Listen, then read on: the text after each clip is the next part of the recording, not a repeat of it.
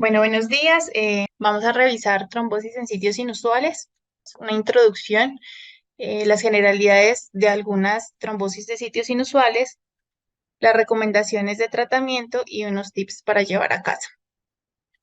Entonces, ¿qué hay que tener en cuenta con esta entidad? Que a pesar de que hay algo en común que es el evento trombótico en el sistema venoso, sucede en diferentes sitios del organismo, ¿sí? Entonces, cada uno de ellos va a tener sus manifestaciones, su fisiopatología y su tratamiento de acuerdo al sitio de presentación.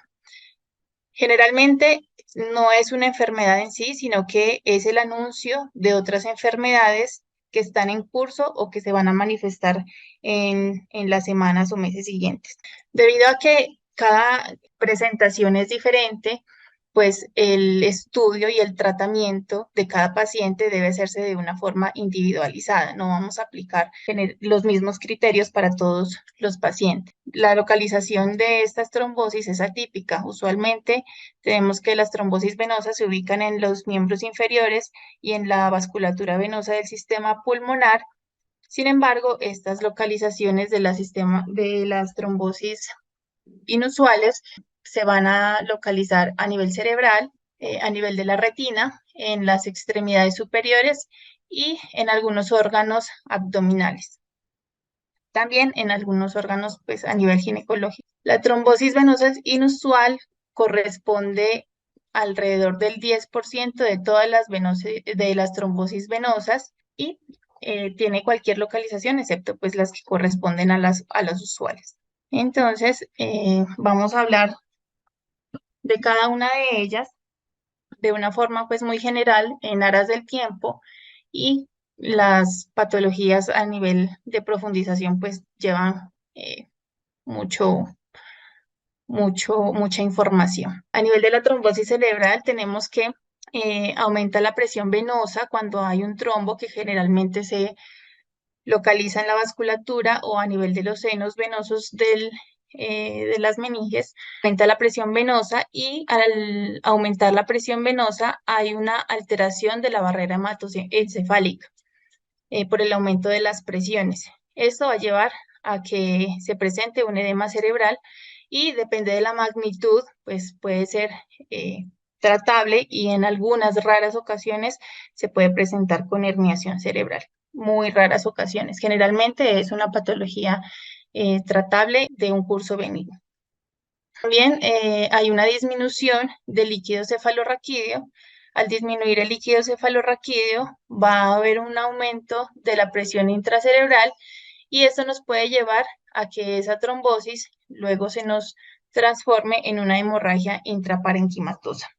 Entonces, dentro de las manifestaciones clínicas de la trombosis venosa cerebral, tenemos la cefalea, puede presentarse algún déficit neurológico de acuerdo a la localización y la magnitud. También se pueden presentar convulsiones y infarto hemorragia, como lo explicamos pues anteriormente. Dentro de las causas, tener en cuenta que esta patología tiene una gran incidencia de presentación en el sexo femenino. Aproximadamente el 85% de los casos se presenta en las mujeres y como característica o como factor predisponente tenemos los anticonceptivos con compuestos estrogénicos y el estado de embarazo. Con menos frecuencia se presenta en pacientes que tienen alguna trombofilia adquirida, en pacientes que cursan con alguna vasculitis, también en pacientes con neoplasias mieloproliferativas, con traumas locales a nivel del sistema nervioso central, con infecciones locales y después de procedimientos neuroquirúrgicos. Entonces, como vamos a ver en todas estas presentaciones, tenemos que el factor inflamatorio juega un papel importante para el desarrollo de estas trombosis en sitios inusuales. El tratamiento de la trombosis venosa cerebral, pues vamos a tener que iniciar una anticoagulación inmediatamente cuando independientemente si hay alguna transformación hemorrágica de la trombosis, si no mejora con la terapia de anticoagulación, se puede requerir una trombolisis dirigida por catéter o una trombectomía del trombo. Los tiempos de tratamiento de la trombosis venosa cerebral van a depender si están asociados a una causa reversible, a una causa idiopática o irreversible. Idiopática, pues porque no hemos encontrado en realidad la causa, pero generalmente pues todos tienen alguna causa identificable. 3 meses cuando la causa es reversible, cuando fue asociada a un trauma, a un procedimiento neuroquirúrgico que no esté asociado pues con una patología tumoral, cuando la paciente estaba tomando anticonceptivos y dejó de usarlos, o pues cuando se desembarazó. Y las otras 6 meses. Dentro del diagnóstico tenemos algunas ayudas diagnósticas, pero la más apta para poder hacer el diagnóstico de estas trombosis a nivel del sistema venoso central es la resonancia magnética combinada con venorresonancia.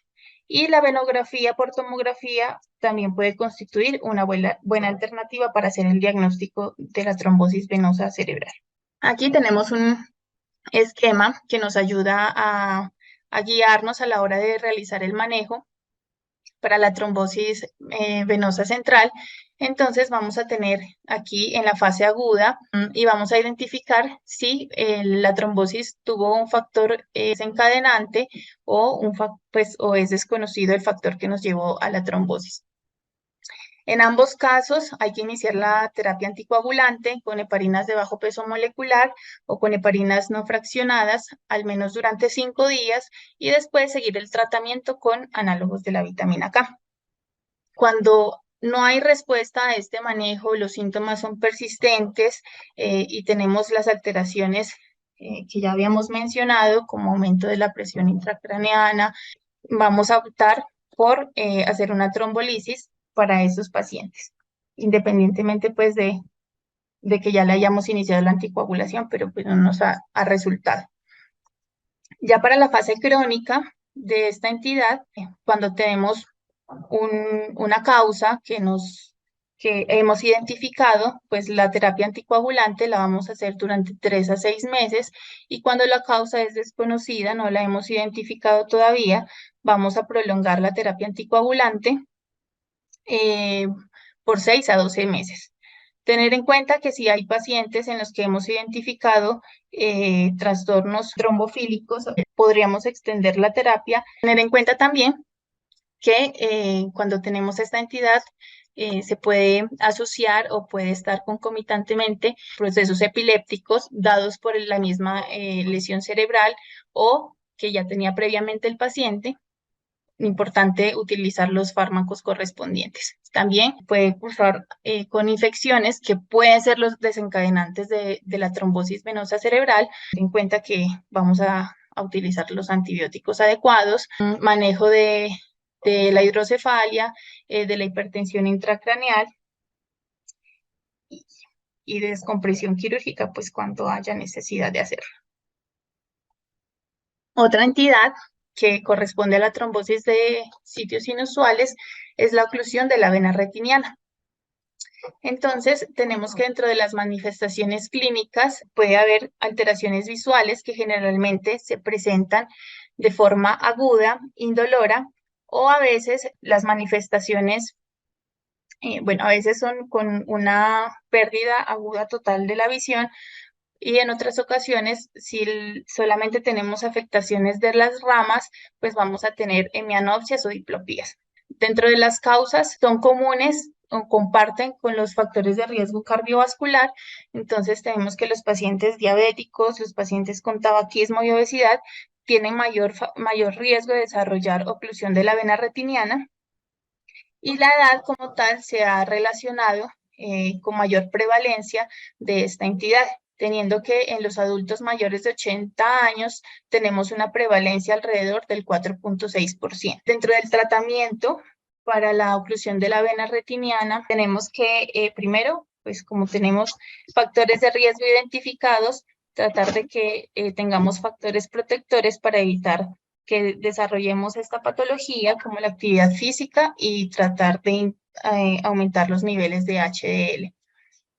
Ya el tratamiento como tal, cuando se presenta, se puede hacer una fotocoagulación láser porque las complicaciones de esta entidad son que se empieza a formar neovasculatura y esa neovasculatura es la que nos va a causar las alteraciones visuales.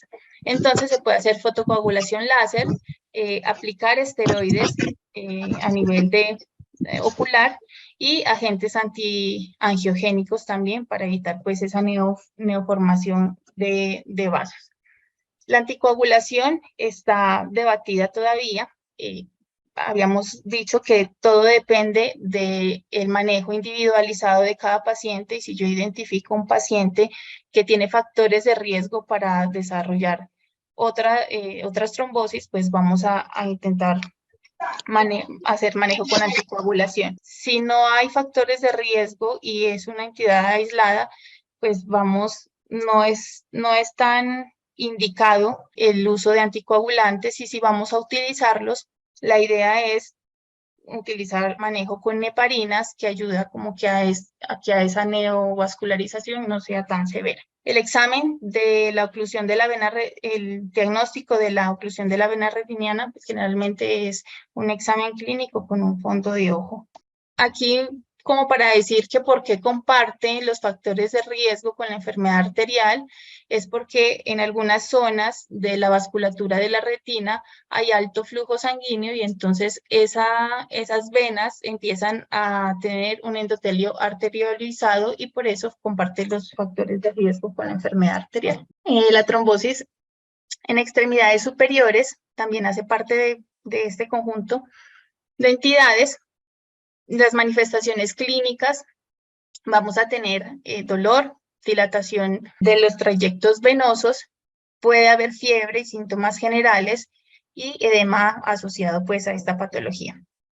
Hay que diferenciarlo con otras entidades como el linfedema, por ejemplo, que es pues importante tener en cuenta. Las causas de la trombosis venosa en extremidades superiores, vamos a tener que hay presentaciones provocadas y no provocadas. Y tenemos una muy común que es la asociada a la inserción de catéter venoso central, generalmente por vía periférica. Dice que alrededor del 50% de las trombosis de miembros superiores son nosocomiales, digamos así, son de origen hospitalario y el 80% de ellas está asociado a a la inserción de catéter venoso central. También hay algunas asociaciones con la inserción de marcapasos. Y dentro de las no provocadas, tenemos pues que es una entidad rara y tenemos aquí el síndrome de Payet. Se presenta generalmente pues de una actividad física que ha sido muy exhaustiva y hay una lesión de la vasculatura en el trayecto de salida a nivel torácico. Dentro del tratamiento, cuando tenemos una trombosis asociada al catéter, como es una provocada, pues ya hemos visto que la duración del tratamiento es por 3 meses.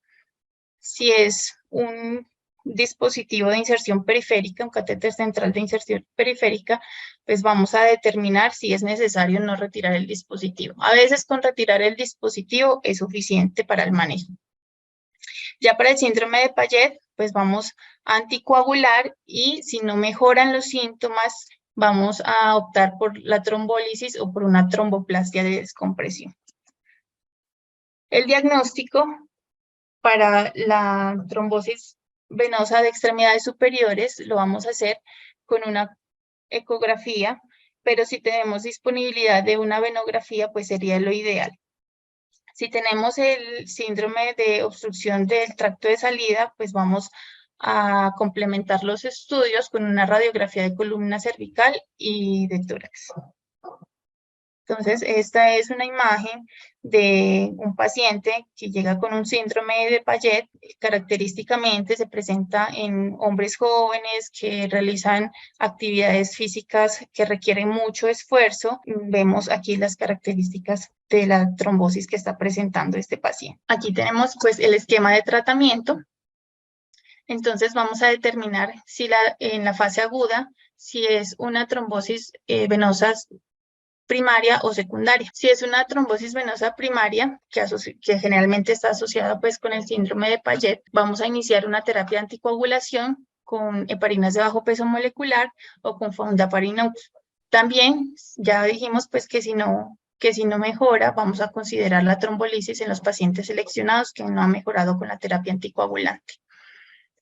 En los pacientes que tienen un desencadenante, que generalmente es la inserción del catéter venoso central, vamos a determinar si el paciente necesita o no necesita ese catéter venoso central y si ese catéter venoso está funcionante o no funcionante.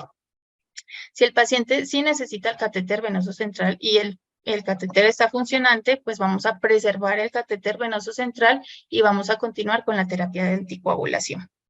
Si el paciente no necesita el catéter, pues lo retiramos, continuamos con una terapia anticoagulante durante 3 a 5 días.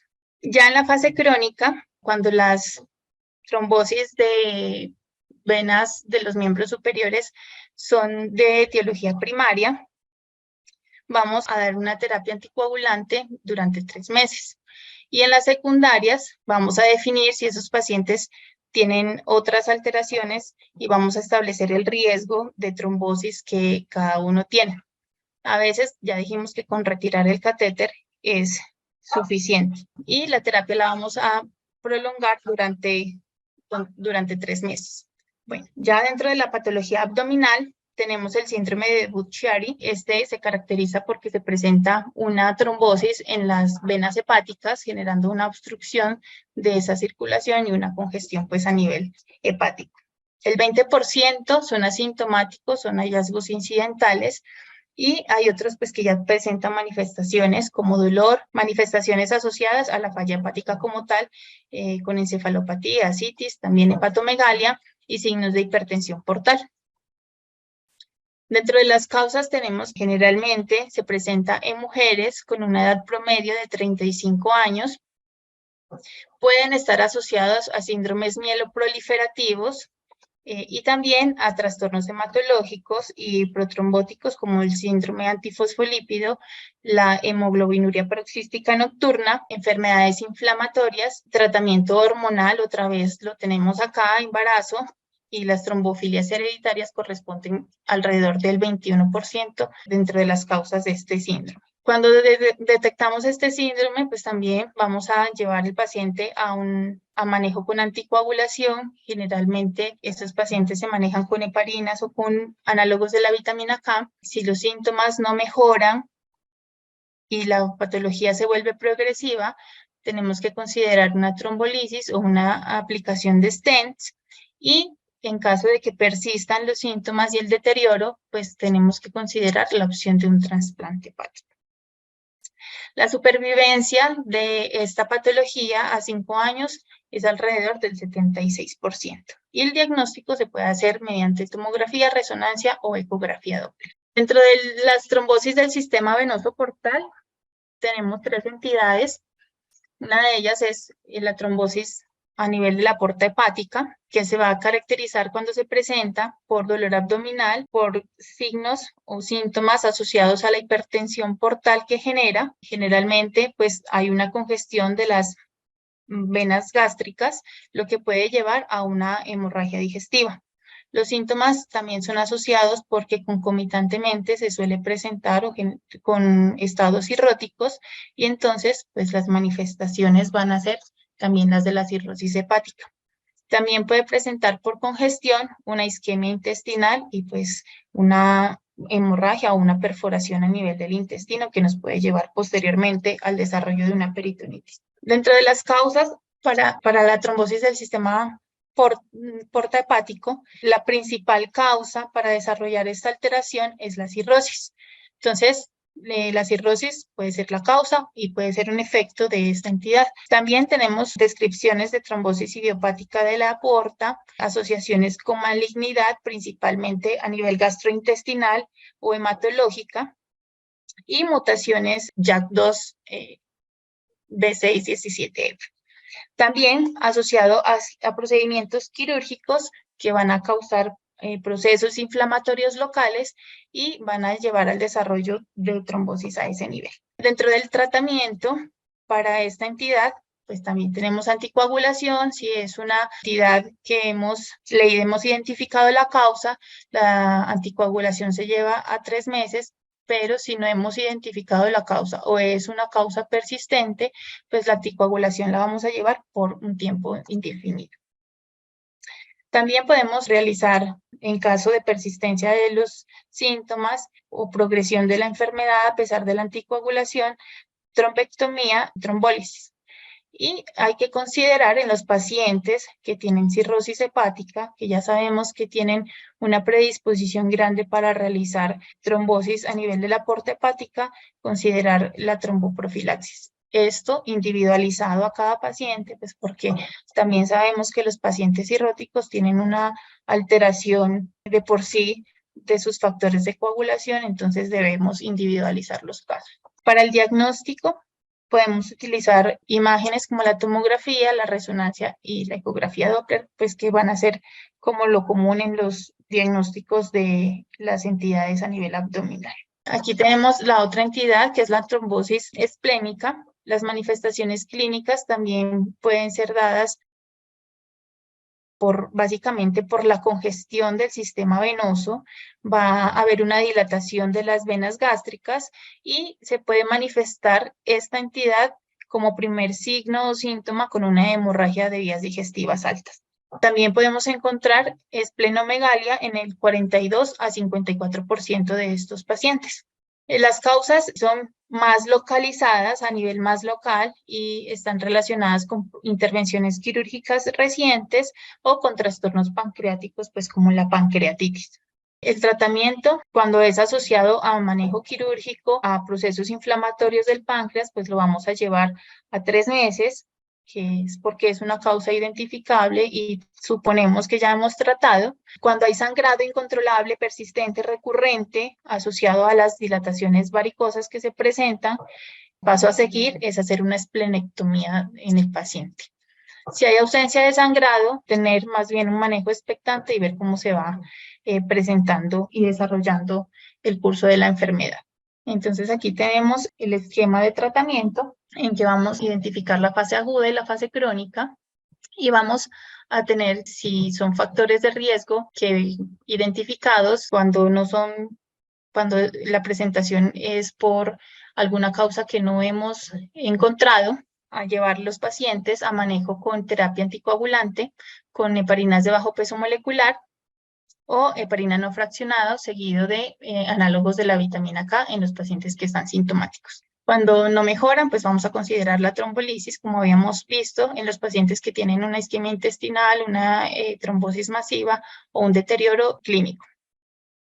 Ya en la fase crónica del tratamiento, cuando tenemos los factores que hemos identificado y que es una trombosis provocada, un mínimo de 3 meses de terapia anticoagulante. Cuando no son provocados, vamos a llevar la terapia, depende de los factores de riesgo de los pacientes, ¿cierto? Ya hemos dicho que todo individualizado y estos pacientes, pues hasta no encontrarles la causa o si encontramos una causa que va a ser persistente, pues vamos a prolongar el tratamiento anticoagulante. Pues tener en cuenta que tenemos que tener las otras entidades que se presentan concomitantemente a ella y si hay signos de hipertensión portal, utilizar los beta bloqueadores, si es necesario hacer ligadura de varices esofágicas, si estamos ante un síndrome neoplásico, pues utilizar los medicamentos citorreductores y si estamos en el contexto de una infección, pues utilizar el manejo antibiótico. Seguimos con la trombosis a nivel mesentérico. A nivel mesentérico principalmente se afecta a la mesentérica superior. Vamos a tener como manifestaciones clínicas el dolor abdominal, la diarrea por la congestión que se va a presentar y el síndrome malabsortivo asociado por ese edema de la pared intestinal. Va a haber un infarto hemorrágico que puede llevar a una perforación de esa pared intestinal y posteriormente pues a una peritonitis. Las causas generalmente están asociadas en un 25% a procesos inflamatorios pancreáticos, a enfermedades inflamatorias intestinales, que son como las principales causas de la trombosis mesentérica. Alrededor del 24% están asociados con procesos neoplásicos y alrededor del 12% con patologías que conlleven a una congestión venosa, como la insuficiencia cardíaca, como pacientes obesos, como pacientes sometidos a procedimientos en los que requiere una quietud prolongada. Entonces, a esto hace referencia cuando decimos que los pacientes presentan una congestión venosa. Y también está asociado con algunas trombofilias. El tratamiento, también tenemos que vamos a hacer un tratamiento con anticoagulación. Si los síntomas persisten, aumentan y el daño progresa, vamos a optar por una trombolisis, pero en algunas ocasiones las medidas no van a ser suficientes y vamos a tener que llevar a los pacientes a procedimientos quirúrgicos, laparotomías y resecciones de esa pared intestinal, pues de ese segmento intestinal que está afectado. El diagnóstico se realiza mediante tomografía y resonancia magnética. La mortalidad de esta patología a 30 días es alrededor del 20%. Bueno, tenemos también la trombosis venosa renal.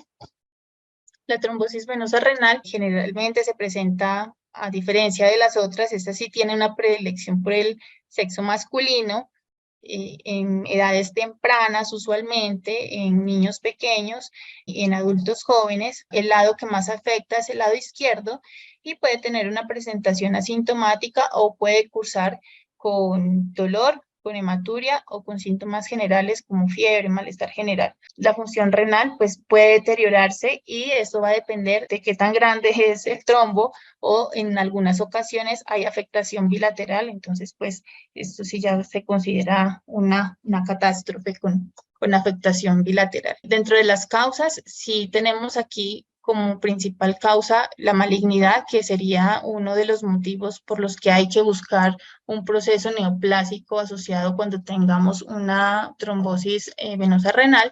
También está asociado al síndrome nefrótico. Síndrome nefrótico, principalmente glomerulonefritis membranosas, porque disminuyen los factores antitrombóticos y aumentan los factores protrombóticos. Y esto va a llevar pues a que se nos forme aquí este trombo. También está asociado a infecciones. Dentro del tratamiento tenemos que vamos a hacer una anticoagulación y muchas veces vamos a requerir, como en este caso, una trombectomía quirúrgica, cuando los trombos pues son de gran tamaño. O a pesar del tratamiento anticoagulante, pues persisten los síntomas o el deterioro clínico. Y aquí pues nos hacemos una pregunta, ¿sí? Que obviamente en los pacientes que identificamos que tienen un síndrome nefrótico, que van a tener un factor de riesgo que no es desconsiderable para el desarrollo de trombosis venosa renal, pues vamos a hacer una profilaxis, una tromboprofilaxis en estos pacientes. El diagnóstico se hace con tomografía contrastada, obviamente teniendo en cuenta que ya no se haya afectado la función renal o una venografía renal. Aquí tenemos algunos estudios, algunas publicaciones. Esta publicación es del 2022 de la Revista Colombiana de Cardiología. Se hizo en la Fundación de Valle Lilí con 83 pacientes que se siguieron los años desde el 2011 hasta el 2019. Y esto nos ayuda a identificar como las características de nuestra población con relación al desarrollo de trombosis venosa abdominal. Entonces aquí vemos, por ejemplo, que la presentación más frecuente de la trombosis abdominal en esta población fue la trombosis de vena mesentérica, correspondiendo al 16% de este estudio. También, en segundo lugar, tenemos la presentación a nivel de la vena porta, que corresponde al 15%, y ya las combinaciones de vena mesentérica y porta están alrededor del 13%. Comparado con los estudios y los datos en otras poblaciones, pues comparten en que la vena mesentérica es como la presentación más usual, con la diferencia en que los otros reportes, en segundo lugar, tenemos las combinaciones, que aquí las tenemos en tercer lugar, las presentaciones combinadas. En cuanto a las características sociodemográficas de esta población, tenemos que se presenta en una edad promedio de 53 años y aquí vemos una gran representación del sexo femenino con relación al sexo masculino.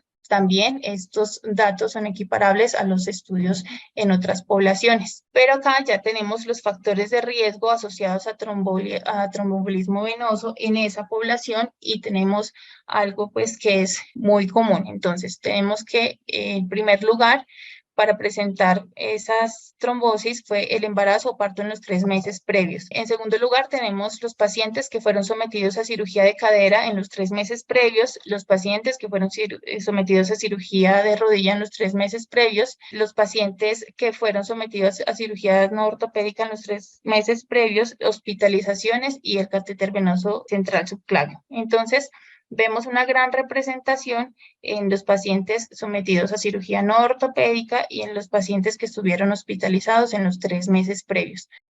En cuanto a los antecedentes patológicos identificados en esta población, tenemos en primer lugar cáncer, que representaban el 46% de esta muestra, los pacientes con hipertensión arterial sistémica y los pacientes con trombosis venosa con estos antecedentes que representaban el 28% de esta muestra. Son patologías comunes que nos pueden llevar a precipitar una trombosis venosa en sitios inusuales.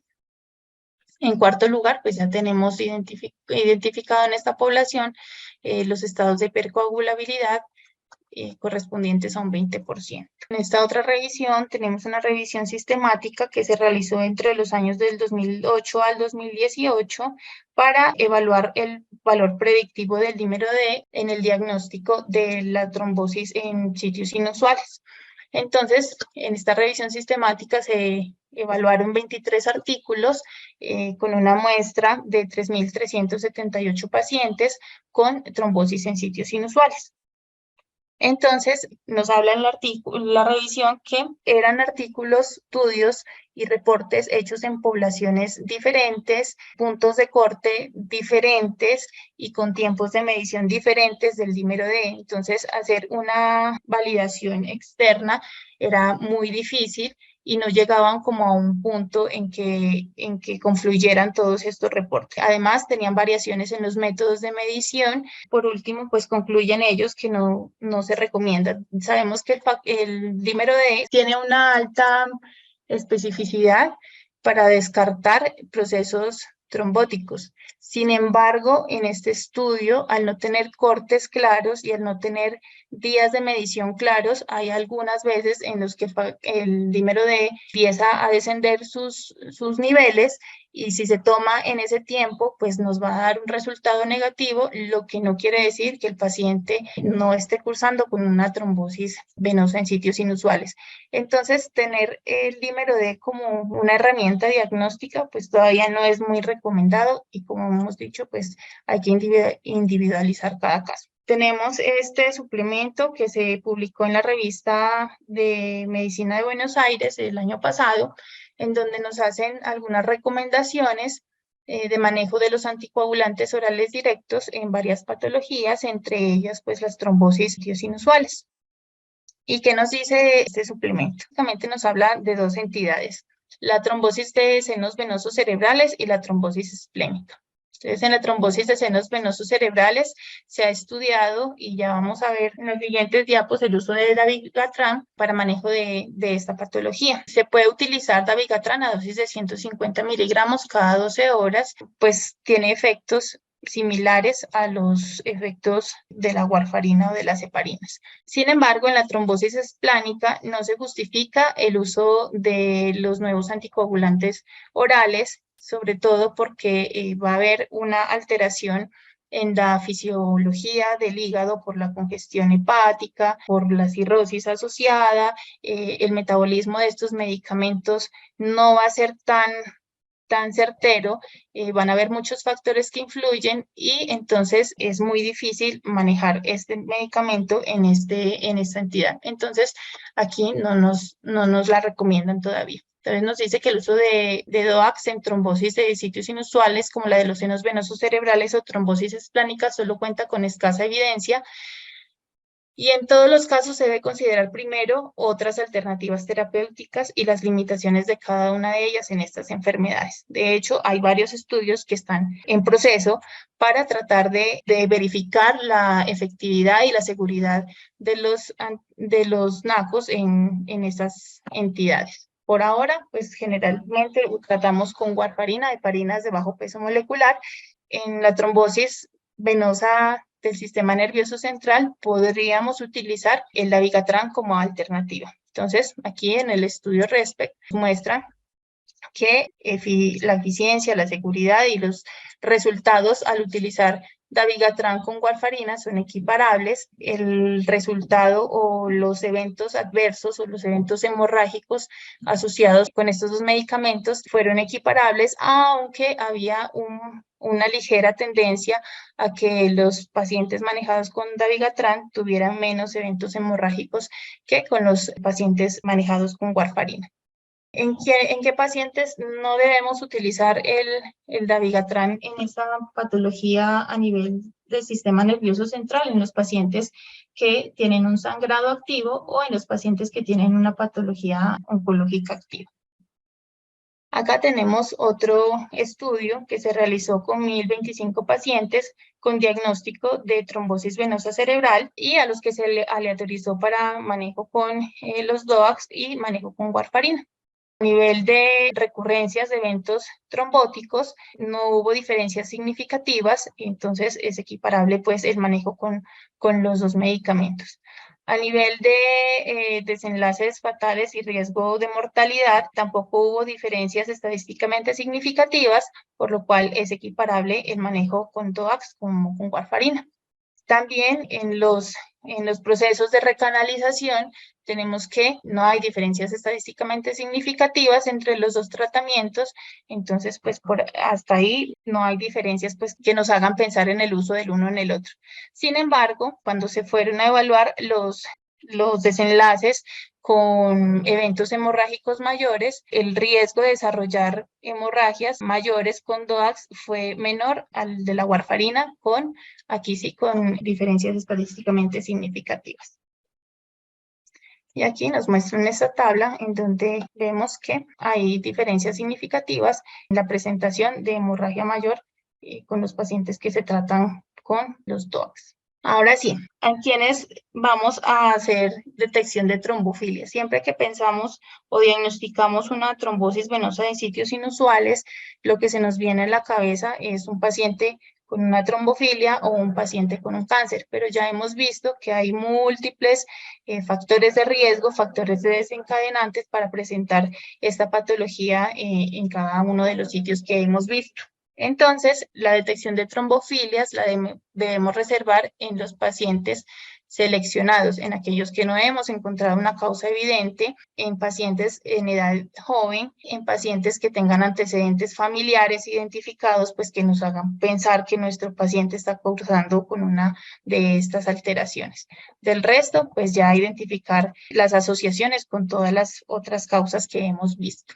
En cuanto a la búsqueda de cáncer, pues no se recomienda tampoco la búsqueda exhaustiva de un proceso neoplásico en los pacientes que presentan trombosis venosa de sitios inusuales, excepto pacientes con trombosis a nivel portal, renal o trombosis cerebral. Tampoco es que se haga una búsqueda exhaustiva, pero si tengo factores de riesgo y no he encontrado otra causa, estas trombosis se relacionan más con procesos neoplásicos que las puedan estar desencadenando. Los mensajes para llevarnos a la casa después de esta breve revisión, porque es un tema que tiene muchas aristas, entonces vamos a llevarnos para la casa que los casos hay que individualizarlos, no podemos hacer un manejo generalizado para todos estos pacientes, ir de lo común a lo inusual, ¿sí? Entonces, a pesar de que la presentación sea en un sitio inusual, vemos que están asociados a factores inflamatorios, a factores traumáticos, a infecciones, a factores hormonales, entonces ir de lo común a lo inusual. Manejar básicamente el desencadenante de la trombosis y mientras tanto, pues hacer la terapia anticoagulante mientras solucionamos en realidad el desencadenante de este evento. Definir el tiempo de tratamiento, entonces si fue una trombosis provocada, identificada, generalmente los tratamientos los llevamos a 3 meses, pero si la causa persiste o no hemos encontrado la causa, pues el tratamiento anticoagulante va a ser durante tiempo indefinido y depende de las características de cada paciente. Los medicamentos de elección son las heparinas y los análogos de la vitamina K, y los DOACs en casos puntuales, pues como hemos visto hasta ahora. No siempre se anticoagula, por ejemplo, en la retiniana, que podemos manejar con otros elementos, y no siempre es cáncer o trombofilia. Gracias. Muchísimas gracias, doctora Diana. Excelente presentación. Doctor Galeano, frente a la pregunta, ¿cuál es el contexto clínico en donde nosotros podamos sospechar que el paciente pueda hacer una trombosis en sitios inusuales? Fuera de, que me parece importante, mujer con terapia de reemplazo hormonal, la mujer con anticonceptivos, embarazada, ¿en qué otros momentos o contextos clínicos podemos pensar y qué hacer? Buenos días. Buenos días, doctor Galeano. Muy buenos días. Que exista un factor que nos defina el riesgo específico de hacer una trombosis venosa en sitio inusual, pienso que existe, la principal es la cirrosis. La cirrosis es la principal causa de hacer trombosis de vena venosa a nivel de la porta. Y otra situación sería pacientes con hemoglobinuria paroxística nocturna. Los pacientes con hemoglobinuria paroxística nocturna son muy propensos a hacer trombosis de venas abdominales y de venas del sistema nervioso central. Y en los pacientes con síndrome nefrótico, por la pérdida de antitrombina 3, es más usual que ellos hagan trombosis de vena renal.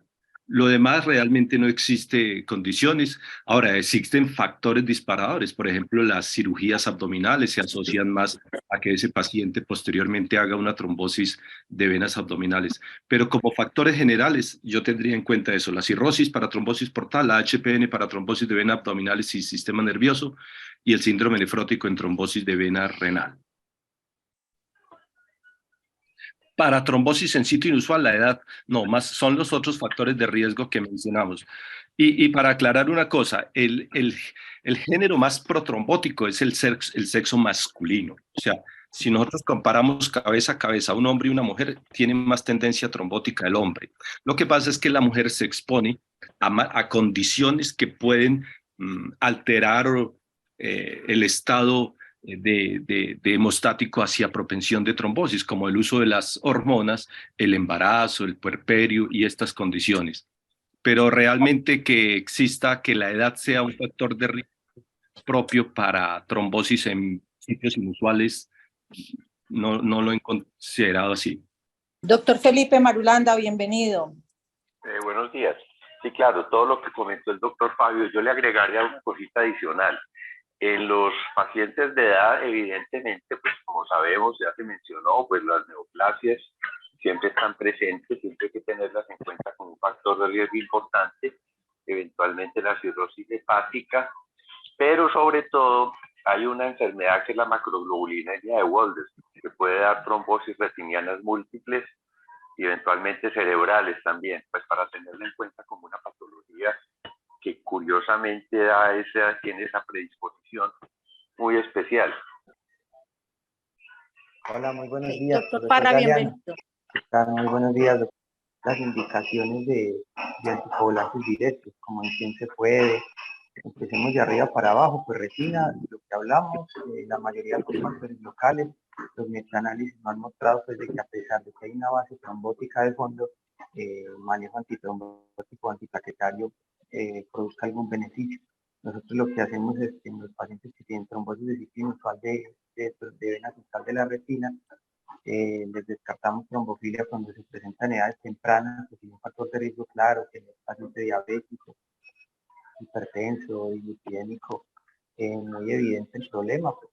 Entonces uno lo que hace es descartar trombofilia hereditaria y adquirida, principalmente síndrome antifosfolípido.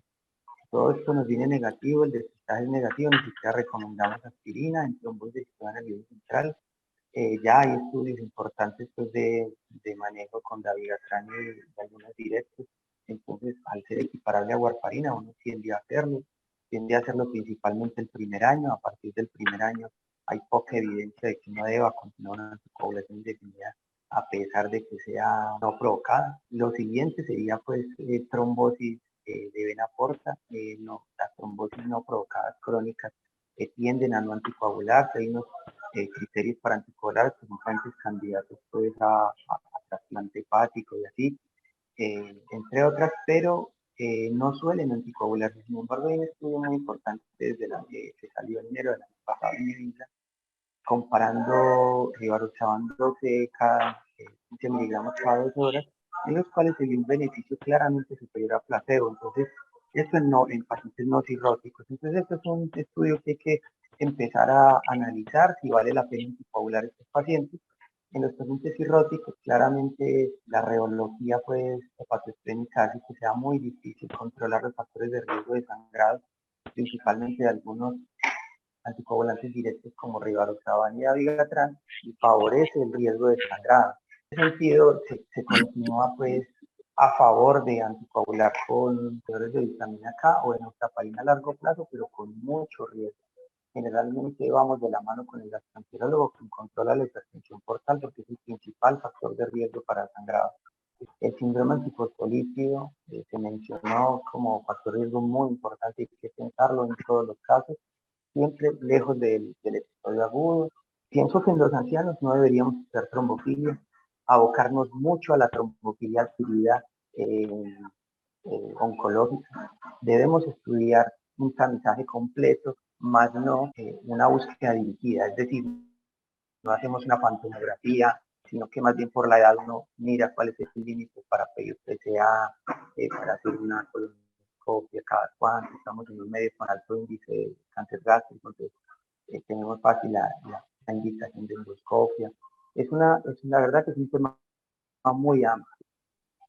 En algunos casos, en algunos pacientes hay que considerar la opción de trombolisis, pues por las secuelas que pudiera dejar el compromiso venoso. Caso, por ejemplo, de la trombosis axilar, por ejemplo, cuando es muy grande, muy masiva, etcétera. ¿Hasta cuánto tiempo se hace la prueba terapéutica que mencionó la doctora Diana, digamos, con anticoagulación, versus tomar la decisión de hacer una trombolisis y de qué depende? No, doctor, eso, digamos que no hay criterios. El criterio básico ahí es el compromiso hemodinámico. ¿Qué compromiso hemodinámico? Si está deteriorándose y progresando el compromiso hemodinámico, usualmente, igual que una trombosis venosa profunda de miembro inferior, cuando el compromiso hemodinámico progresa a pesar de la anticoagulación y de la terapia, o cuando es severo de entrada, es paciente que generalmente considera para proceso quirúrgico. Yo quería agregar una cosita respecto a la trombosis de vena porta, que es un hallazgo y una patología relativamente común, y es hacer dos cosas. Primero, diferenciar si es aguda o crónica. Toda trombosis de vena portal aguda se anticoagula. Entre más rápido se anticoagule, mejor. La trombosis de vena portal crónica puede o no puede anticoagularse. Entonces es fundamental cuando tengamos esto, definir. Tenemos una trombosis de vena porta. Si vemos presencia de cavernomas, varices esofágicas y signos de hipertensión portal, el cavernoma ya es un hallazgo de cronicidad. Entonces en el paciente puede que lo anticoagulemos o no. Pero si no hay cavernomas, debemos tratarla como aguda. Y siempre en trombosis de vena porta hacer angioresonancia o angiotac. O sea, no conformarnos con el Doppler. ¿Cuál es el objetivo de esto? Si nosotros vemos que con la angioresonancia o la angiotac hay extensión a la vena mesentérica superior, esa es una indicación de anticoagulación indefinida. Entonces, yo siempre sugiero esto porque a mí me llegan al consultorio y realmente hay veces me toca definir hasta cuándo lo voy a anticoagular y para mí saber si hubo extensión de la mesentérica superior, esa es una indicación importante. Entonces, siempre se confirma con Doppler y independiente que se confirme, hacemos angioresonancia o angiotac y evaluar extensión a la mesentérica superior. Y si no hay cavernomas, se inicia anticoagulación. Más o menos quería dejar ese mensaje. Y si hay cavernomas, evaluamos si sí o si no el paciente es tributario de anticoagulación. Más o menos quería dejar ese respecto a la porta, que es de lo más común que veo yo. Bueno, muchísimas gracias a todos. Doctora Diana, felicitaciones por la presentación.